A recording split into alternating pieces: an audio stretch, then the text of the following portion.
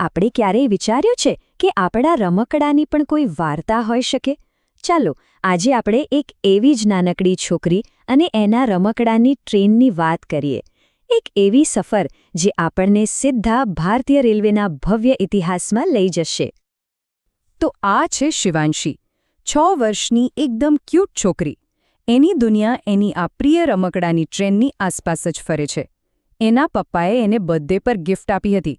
અને હા, આ કોઈ સાધારણ રમકડું નથી, પણ એક જૂની, ઐતિહાસિક ટ્રેનનું બહુ જ સુંદર મોડેલ છે. પણ જરા વિચારો, શું થાય જો આ રમકડું અચાનક બોલવા લાગે અને પોતાની વાર્તા કહેવા માંડે? બસ, અહીંથી જ શિવાંશીની આ સાદી મુસાફરી એક જાદુઈ અને યાદગાર સાહસમાં બદલાઈ જાય છે. તો ચાલો, આપણે જોઈએ કે આ અનોખી દોસ્તીની શરૂઆત થઈ કેવી રીતે.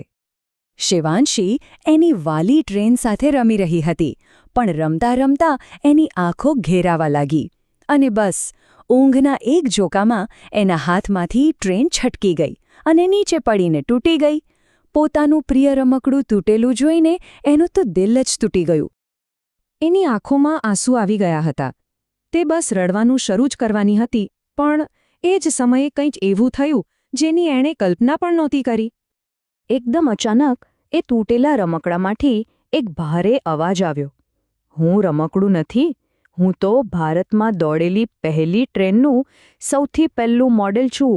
આ સાંભળીને તો શિવાંશીની આંખો આશ્ચર્યથી પહોળી જ રહી ગઈ. અને બસ, અહીંથી શિવાંશીની સાથે આપણી પણ ભારતીય રેલવેના ઇતિહાસની સફર શરૂ થાય છે. એ પણ સીધી એ ટ્રેનના જ મોઢેથી. ટ્રેને પોતાની વાત શરૂ કરી. એણે કહ્યું કે એની કહાણી 16 એપ્રિલ 1853ના દિવસે શરૂ થઈ હતી. એ ઐતિહાસિક દિવસ જ્યારે બોમ્બેથી થાણે સુધી ભારતની પહેલી પેસેન્જર ટ્રેન ધુમાડાના ગોટેગોટા ઉડાડતી આગળ વધી હતી. એ સમયે વરાળથી ચાલતું એન્જિન કંઈક આવું જ દેખાતું હતું, એકદમ નવું નક્કોર. ટ્રેને પોતાની યાદો વાગોળતા કહ્યું, હું ત્યારે એકદમ નવી અને ચમકતી હતી, ખબર છે? લોકો મને જોવા માટે ટોળે વળતા હતા. જરા આ ટાઈમલાઈન પર નજર કરો.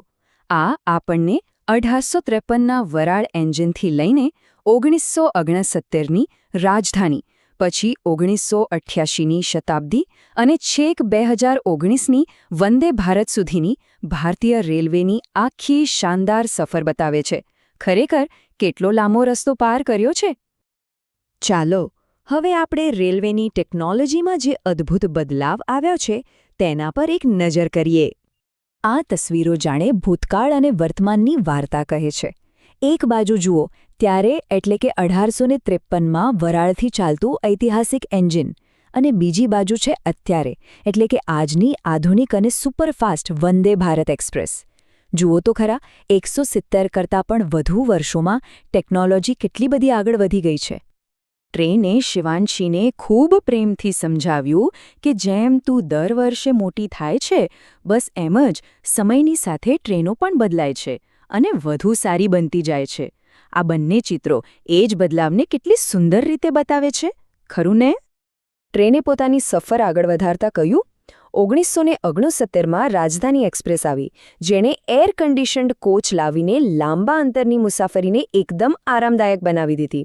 પછી 1981માં શતાબ્દી એક્સપ્રેસ ભારતની ગતિની નવી ઓળખ બની, અને 2019માં વંદે ભારતે તો સ્પીડ અને સુવિધાના નવા જ રેકોર્ડ બનાવ્યા.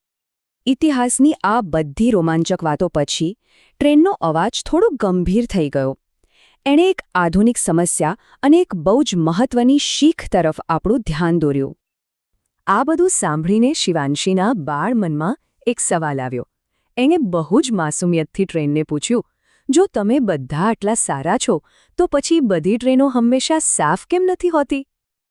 આ સવાલ સાંભળીને ટ્રેન થોડી ઉદાસ થઈ ગઈ. એણે સમજાવ્યું કે ઘણા લોકો પોતાની જવાબદારી નથી સમજતા. તેઓ ડસ્ટબિનનો ઉપયોગ કરવાને બદલે કચરો ગમે ત્યાં ફેંકી દે છે, અને બસ આ જ કારણે ટ્રેનો ગંદી રહે છે. પોતાના નવા મિત્રને ઉદાસ જોઈને શિવાંશીથી રહેવાયું નહીં.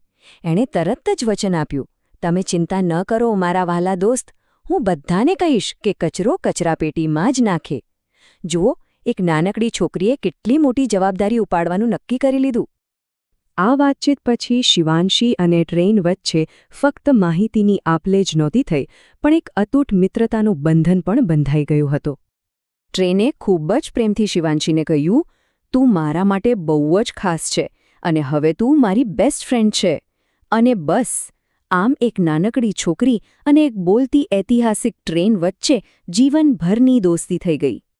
શિવાંશી અને એની ટ્રેનની આ વાર્તા આપણને એક સવાલ પૂછે છે. આપણી આસપાસની રોજબરોજની વસ્તુઓમાં બીજી એવી કેટલી અદ્ભુત વાર્તાઓ છુપાયેલી હશે?